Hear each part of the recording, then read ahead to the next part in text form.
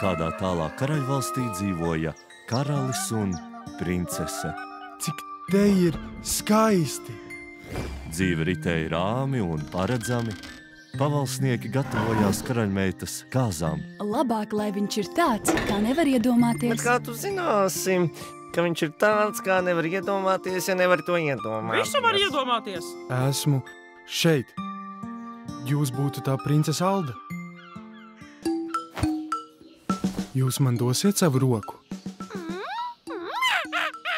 Un kuru roku tad jūs gribētu? To, ar kuru es varu kļūt par karali. Taču kādu nakti princese pilsdārzā sastapa svešinieku, kurš viņu apveltīja ar neparastu dāvanu. Kas tev uz sejas? Asara. Vai tev kāds nodarīs pāri? Nē, tā ir tikai mana sirds. Sirds. Kas tas ir? Sirds. Tās ir briesmas! Un no šī brīža viss sagriezās kājām gaisā. Pagaidiet!